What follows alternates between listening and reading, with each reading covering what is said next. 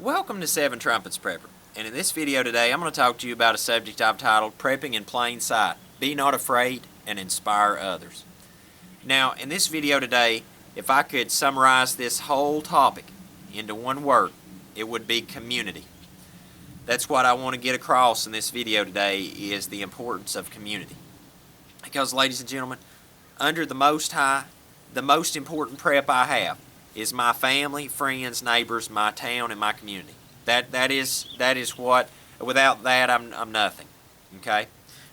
Bear with me. I'm gonna have to put the glasses on. It is extremely beautiful and bright day out here today. Now today it's Shabbat day again, and I was sitting here and taking a moment looking over a new prep that I'm working on myself. That's not only for me, but a form of my community, my mag group. Is this trailer's about to become a tiny house project, and as soon as it's sunset tonight on Shabbat day, I'll be out here with a grinder laying the smack down on this thing, getting it prepped to start the framework. And constantly, community is in my mind. It's one of the top things that's in my mind every day. And just like this right here, this is not just for me, it's for others.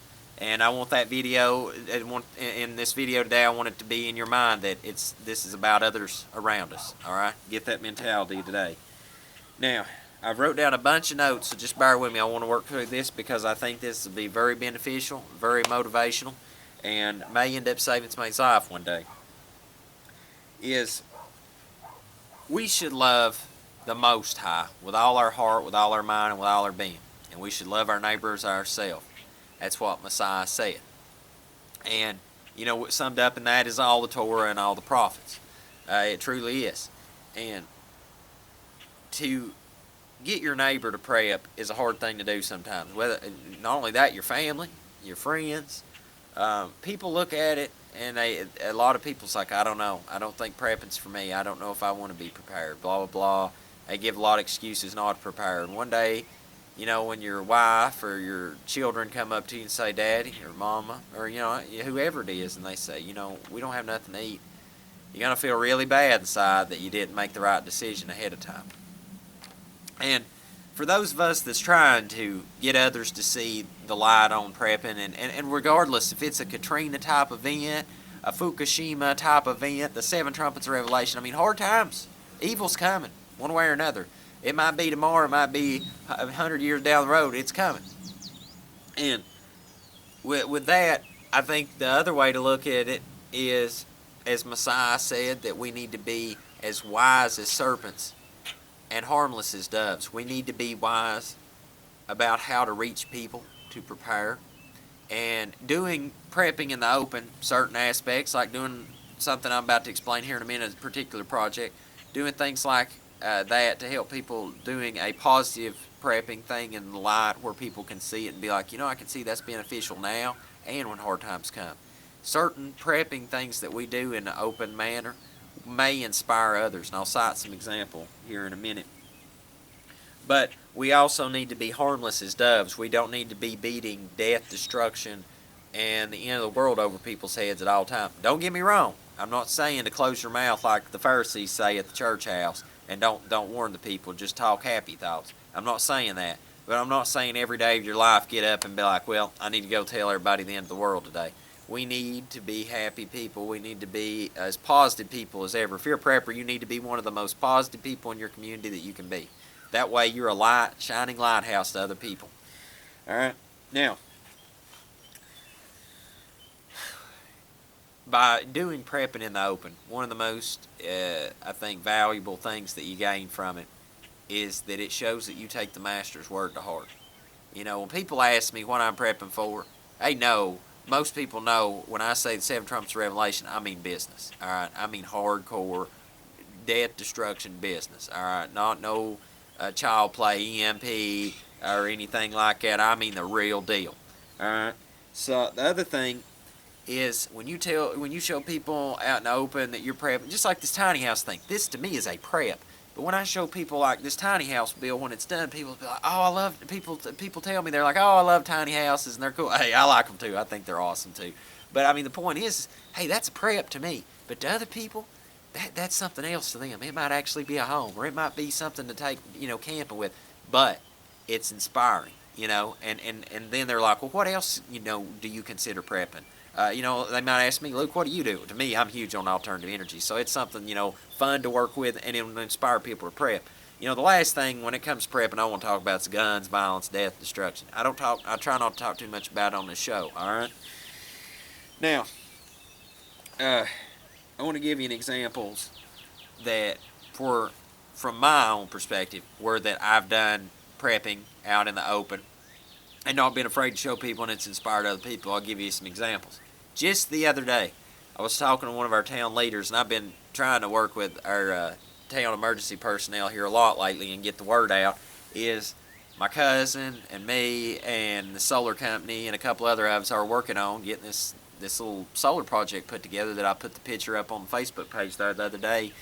And when we get it done, we can take this thing and in like no time flat have it deployed at our ham radio repeater tower in town. And that way, whether people like me that are CERT personnel or the fire department or the EMS or the town staff or whoever will have communication, because as soon as you lose communication, you've lost it all, the end game. So when another Iago type event comes by again, like that snowstorm, and like I was out there trying to help the emergency personnel, and then we were picking up walkers and stuff like that, then I come home and I ain't got no power either. What if I got home and needed help? I got no communication. Well, think about that on a grand scale, where that the town emergency staff is trying to help everyone and they got no communication. Yeah, that's a snowball cluster. Alright, so that it was good to see the town, this gentleman from our town, me and him talking. It was awesome to see the connection of that the same page that he was on with me, and that people need to be prepared, and that a lot of people won't know what's hit them until it's too late. And not only that, we talked. I'd like to see a preparedness fair in our town happen after this, and we were talking about a CERT training course, and that'd be awesome. And the reason he knew about this is because I do this in the open. I do this YouTube show. He knew about the national TV appearance, and when people see it in a positive manner, they can respond to it, in a positive manner. And not only that, when the people that not only your your family, your friends, your neighbors, and your community, that's one thing. But when the elected officials, when the leaders, whenever those people that make the big decisions see that they need to prepare the community itself, that's awesome, because they have the ability to do things me and you might not be able to do. I can only do so much. I'm a farmer and a volunteer. That's as far as I can go. Now, they are able to take things on a scale that I'm not able to, but I can definitely pitch in and help, motivate along. Now, I'll cite another example. Is, people come at us after Nat Geo, and they were like, you've compromised your OPSEC, blah, blah. And I'll make an official statement on OPSEC here at the end of this video, but I'll save that for last. Is, ladies and gentlemen, do you know how many people's come at us afterwards and said thank you for doing that? It's inspired us to prepare our family. Hey, we're going to build one of those gas fires, or blah, blah, blah, blah. And it's like Messiah stated, that he gave that parable of there was men that were given talents. This one X amount, this one X amount, this one X amount. And they went forward, and after a while the master came back to them and asked them, what did they gain? And that one gained multitudes of talents. And I want to be that one that gains as many as I possibly can, because if I do something that inspires to help save someone else's life, then it's worth it all in the end, ladies and gentlemen. It's worth it all. And I tell you, I'm an extremely sinful human being. And, if I can do good to my fellow man, then maybe that will help wipe some of that sin off the slate. Make no mistake about it, that you're only saved by grace through faith in Messiah Yahushua. But, hopefully my love for fellow man, the master will have compassion upon me. Hopefully it's a pay it forward thing, And those are just some examples, but if we do prepping in the open and it's in a positive manner, it will motivate other people. I'm not afraid to tell people I'm a prepper. I'm proud that I'm a prepper. I'm not paranoid. I am prepared. All right? And I can, the funny thing to me is like, you see so many people, they're like criminals, and like people that do sneaky things, and you never know about it until they're busted, right? Well, me, I'm kind of sneaky about my prepping some of it, But at the same time, I don't care about when I'm busted about it. I'm like, yeah, you like it? It was an awesome project, wasn't it? Yeah, hey, I'll come right over next week. Yeah, we'll help you build one too. I don't care. It don't go. It goes either way for me, because when it comes to the OPSEC situation, here's my official statement on that. Is one day, if marauders descend upon my town, I look at it two ways. People might get the wrong impression about me sometimes. I'm not a Waco, Texas. I am a Jericho, Kansas. And when I say that, what I mean is, if you've ever seen that series Jericho, where all that community came together and took care of that town, that's the mentality I keep in my mind. Is marauders descend on this town, or thieves and all them people, don't you think for a minute this ministry worker won't pick up his AR-15, go out there and hop on the line with everybody else and bust a cap up in somebody, and I won't think twice about it. I've done made a crime beat before for some thug trying to break up my house and steal something. I chased him right down the road, half exposed, and would have shot him. And one of the guys down the sheriff's department we went to school with, he was explaining to me. He's like, we'd had to arrest you if you'd shot him in the street. And I'm like, well, I was just too mad at the time to care. And there's going to come a time when the laws on the books ain't going to matter no more. All it's going to matter is what the Most High had written in the Scripture. Because there's going to come a time of lawlessness like we ain't never seen in this land, and you're going to have to worry about protecting your community. You're not going to have to worry about manslaughter. You're going to have to worry about your wife, your son, your neighbor next door, your town. That's what's going to have to be priority one, not what a bunch of people make up and decide is going to be laws. It's going to have to be what the Most High said and what's important to take care of your family and friends. And you mark my words on that. So, when it comes to OPSEC, I have a totally different perspective than most people. I don't have this lone wolf mentality. You need to have the mentality that's community, community, community. Because that's the main thing that's going to save us when the time comes under the Most High, is the people that we surround ourselves with, because that is our greatest prep asset right there. Because what's in here can be turned into material things. We can make these things be built, just like this trailer. Right now, I doesn't see the tiny house in my head on it. It just ain't been put there yet, but we're going to get it there. All right? So, in the end, my last statement, I'll say this, and then I guess we'll meet again on another video, y'all willing, is Messiah explained the straight, narrow path and the broad path. And I did a video not long ago about the straight, narrow path, the prepping, and the broad path.